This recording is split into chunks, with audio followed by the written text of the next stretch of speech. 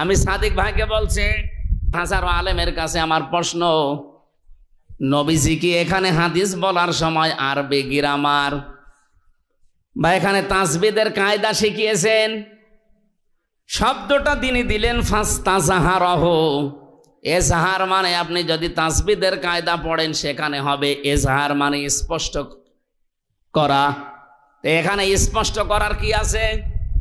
যে ব্যক্তি কোরআন পড়ে আর এই ফাস্তাজাহারাহুর ব্যাখ্যা এখন আধুনিক যেগুলো তাফসির পাওয়া যায়, আধুনিক ব্যাখ্যাকার যারা, আপনি দেখবেন এজহার শব্দের অর্থ তারা লিখেছে এজহার মানে বিজয়ী করা।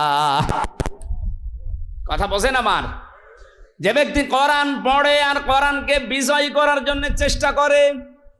ও বাংলার মুসলমান, আর নিজের কাছে এবার প্রশ্ন করেন তো, এই দেশে 54 বছর আমরা স্বাধীন হয়েছি, কোরআন আমরা পড়ি শুদ্ধ করে, ঠিক আছে, কোরআন আমরা বুঝি হালকা কম বেশি, ঠিক আছে, নিজের ব্যক্তিগত পারিবারিক জীবনে আমরা মানিও, এটাও ঠিক আছে, কিন্তু 4 নাম্বারটা কোরআনে কারিমকে বিজয়ী করা লাগবে, এই কথা বলতে গেলেই বহু ইমাম, বহু আলেম, বহু জায়গা থেকে বাধা এখন আসে, বলে আমরা ওর ভেতরে নেই। তো এটা কি আপনার বাবা করবে নাকি? কোরআনকে যে এজহার করা লাগবে, বিজয় করা লাগবে, দাঁড় করানো লাগবে, কায়েম করা লাগবে, এটাকে আপনার বাবা করবে না ফেরেশতা আসবে? এইটার কথা বললে আপনি বিভিন্ন জায়গা থেকে কথা শোনেন, শোনার পরে যেন আপনার সুর পাল্টিয়ে দেন যে এটা রাজনীতি। এটা রাজনীতি হয় কি করে? আপনি বাস্তবতার দিকে তাকেন। আল্লামা শাহ আহমেদ শফি, হেফাজত ইসলামের সাবেক আমির, উনি যতদিন কোরআন হাদিস পড়েছিলেন এই দেশে কেউ ওনার শত্রু ছিল? এক কথা বলা লাগবে। যতদিন বুঝেছিলেন শত্রু ছিল, যতদিন বুঝিয়েছিলেন মানুষকে নিজে ব্যক্তিগত আর পারিবারিক জীবনে মেনেছিলেন, কারণ এর উপরে আর মানা সম্ভব না।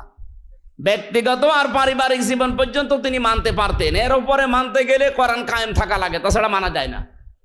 এ পর্যন্ত যতদিন মেনেছিলেন একটা শত্রু বাংলাদেশে তার ছিল না, কিন্তু যখনই 4 নাম্বার শর্ত পূরণ করতে গেছেন, না এর ভেতরে যা নিষেধ আছে এই দেশে আমি করতে দেব না। আল্লাযীনা ইউযুনা রাসূলাল্লাহি লাহুম আযাবুন আলীম, যারা রসুলকে কষ্ট দিচ্ছে এবং দেবে তাদের জন্য যন্ত্রণাদায়ক শাস্তির ঘোষণাকার।